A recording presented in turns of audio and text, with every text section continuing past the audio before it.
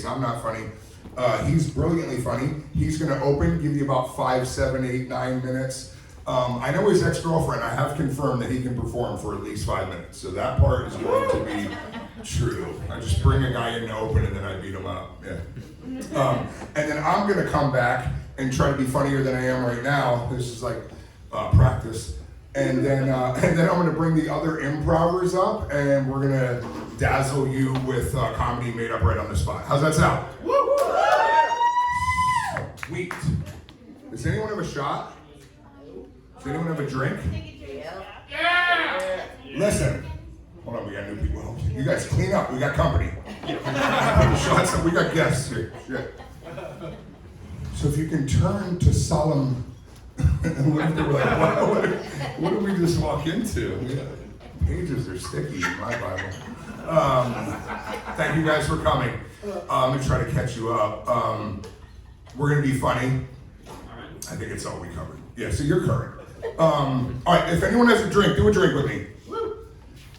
I don't usually do this, but there's fucking 14 of you. Let's have some fucking fun, yeah? All right, cheers, everyone. Woo! Woo! I'm just kidding. I always do this. I'm an alcoholic. We'll cover that later. I'm only like 3 steps in, so I don't have to apologize to any of you for my behavior yet. I don't even know if that's a step, but I think it is. All right, you guys ready for some funny? Yeah! Put your fucking hands together for Mr. James Hollingsworth! Hey, snappers, how we doing tonight? Oh, that's great. So my roommate was complaining to me the other day that she says that I mansplain too much. And I think that's unfair, that women have this phrase for when guys over-explain things, but guys, we don't have a phrase for when women do the opposite, which is not explain obvious things to me and then get mad at me for not knowing the obvious thing. Give you an example, like apparently, did you know this? If you don't clean out your lint trap in your dryer, well, you could start a fire. Yeah, well, I didn't know that. And if she had just taken the time to explain that to me, we wouldn't have had a problem and she would still have a cat. No surprise here, she also says I'm not very empathetic. If you don't know what empathy is, it's kind of like being psychic with feelings. But get this, her idea of being a good person is that when she feels bad, me and everyone else around her are also supposed to feel bad. Doesn't that just sound incredibly selfish of her? Right? Like if you're feeling bad, we shouldn't be trying to drag me and everyone else down here with you, where we all feel terrible. We should be working on getting you up here, with me at neutral, where we both don't care about your dead cat. Who's with me? Oh yeah. Anyone like their coworkers? Of course not. Fuck those people. They're awful. I had this seasonal job, character acting at a theme park or whatever, and first night, at the start of my break, this guy I just met walked up to me and he said, "Hey James, would you like to read my rewrite for a Justice League movie?" I said, "No." And he said, "That's okay, I'll read it to you." That was my whole half-hour break. What the hell? It was porn. It was all Harley Quinn, fan fiction, porn. And what I hate about that the most is I'm more of a Catwoman guy. Like Harley Quinn's a forever victim. Catwoman, she's got that mad switch energy, right? She's got the whip. Sometimes she's punishing, sometimes she's being punished. It's a good time either way and always a surprise. That's not a joke, I'm just telling on myself. Sometimes that happens in comedy. Okay, let's see here. My mom, she recently did Ancestry.com. Anyone ever do Ancestry.com? Anyone have that fun experience? And she was so excited to tell me about my background. She was like, "Hey James, did you know that you're related to Quakers?" And I was like, "Oh yeah, Quakers, that's like history's good guys, right? They were anti-war, they were socially tolerant, they were all about the Underground Railroad and cool shit like that. That's just great." And then my mom was like, "Well, actually, son, the Quakers you're related to moved down south and owned slaves." I was like, well, gee, Mom, I didn't realize that was a thing Quakers did. And she's like, it's not. It's just the ones you're related to. Yeah, just the ones you're related to. Like, this is your father's side of the family. That's some bullshit. I was dating. I was on a dating site and swiping through when I came across this beautiful woman with a bunch of tattoos, and she would have been perfect too, if it wasn't for like the tiniest of swastika tattoos. Yeah. You know how like you'll come across a perfect 10 online, but then she has a swastika tattoo, and it drops her all the way down to a 7? For some people, only as low as a 9. Now, incidentally, she wasn't white, which is kind of like a prerequisite if you're going to be a Nazi. So I figured, hey, maybe this is like a Buddhist swastika or a Hindu swastika, right? Because that symbol actually means different things in different parts of the world. And when I looked closer, it turned out to be a Charles Manson tattoo. So not exactly the religion I was hoping for, right? Like, let's see here, that was fun.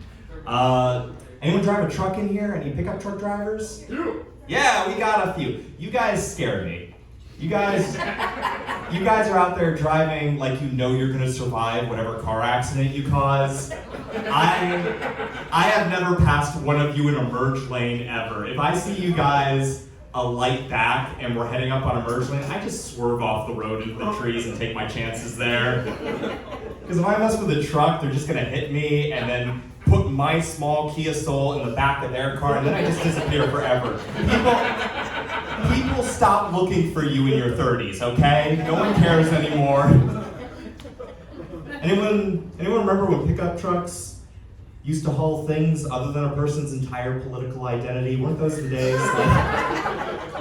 Now I'll get cut off by a truck, and it's got like a whole bunch of positions that I have to like judge or whatever. Like sometimes I'll agree with some of the bumper stickers, and that sucks too because then I have to change my beliefs because I'm petty. But yeah, I shouldn't give pickup truck drivers too much slack, right? Because these people will actually help you if you have real world problems. Like if I get stuck in a ditch somewhere, pickup truck driver friend, he's got my back. He'll pull me out. If I need help moving, that truck driver is always there for you in the morning. If I call my left-wing friends to help me move, the only thing that happens is they show up and then immediately unionize. I'll be like, hey guys, I'll give you a free pizza if you help me move. And they'll be like, how about a living wage? It's bullshit. Anyone drive a sports car? Any sports car drivers?